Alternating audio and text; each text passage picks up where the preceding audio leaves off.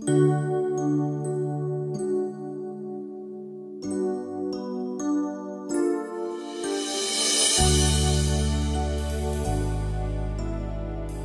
Bapak Ibu dan Saudaraku, senang bisa menyapa Bapak Ibu dan Saudara di pagi hari ini, tentunya dengan firman Tuhan yang diambil dari Kisah Para Rasul 5 ayat 13-15. Orang-orang lain tidak ada yang berani menggabungkan diri kepada mereka, namun mereka sangat dihormati orang banyak. Dan makin lama makin bertambahlah jumlah orang yang percaya kepada Tuhan, baik laki-laki maupun perempuan. Bahkan mereka membawa orang-orang sakit keluar ke jalan raya dan membaringkannya di atas balai-balai dan tilam, supaya apabila Petrus lewat, setidak-tidaknya bayangannya mengenai salah seorang dari mereka.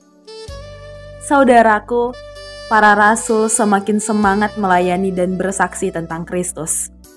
Meski ada banyak orang yang merasakan dampak baik dari pelayanan para rasul itu, tetapi orang-orang itu tidak berani bergabung dengan para rasul. Hal ini sangat wajar terjadi, karena resiko bergabung dengan para murid dapat membuat hidup orang-orang itu terancam. Karena para murid menjadi incaran oleh imam besar yang mungkin tidak segan-segan menghukum mereka. Resiko-resiko yang demikian membuat orang-orang senang dengan ajaran dan sikap para rasul, kemudian memilih untuk menjadi penikmat saja, tidak berani bergabung atau ikut melakukan apa yang para rasul itu lakukan. Tetapi bagi para rasul tidak masalah dengan hal itu. Rasul-rasul itu tetap menyembuhkan dan mengajar mereka. Saudaraku, resiko kerap kali memperlambat langkah seseorang atau bahkan membuat kita memilih berjalan ke jalan yang lain.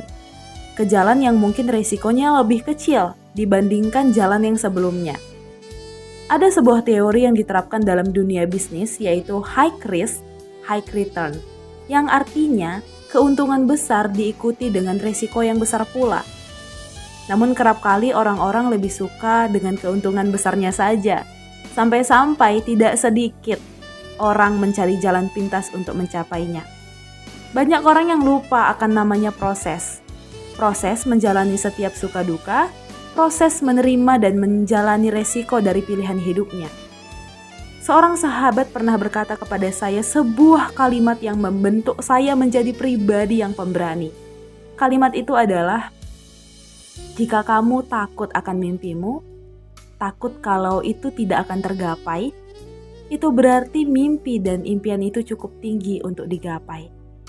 Karena semakin kamu takut dengan mimpimu, semakin mimpi itu akan membawamu ke tempat yang tinggi.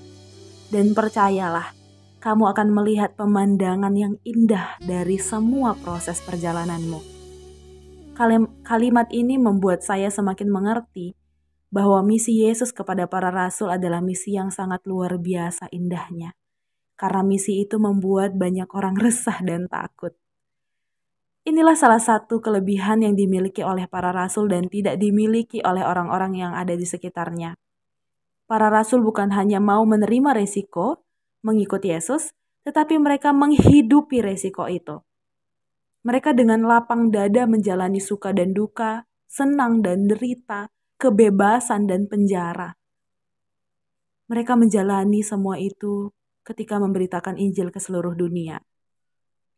Saat ini, apakah semangat yang demikian masih kita hidupi sebagai pengikut Kristus?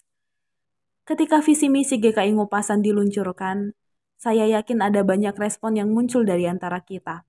Ada yang semangat, namun ada juga yang khawatir akan misi ini, apakah berhasil atau tidak. Tidak apa khawatir, tidak apa takut, karena itu membuktikan kalau visi misi GKI Ngupasan cukup luar biasa. Karena visi misi ini akan membawa gereja kita kepada keharmonisan yang sangat luar biasa. Jadi saudaraku, mari kita langkahkan kaki kita bersama-sama. Meski ketakutan mengikuti, yakinlah Tuhan akan menolong kita untuk bisa bergerak bersama. Amin, Tuhan memberkati.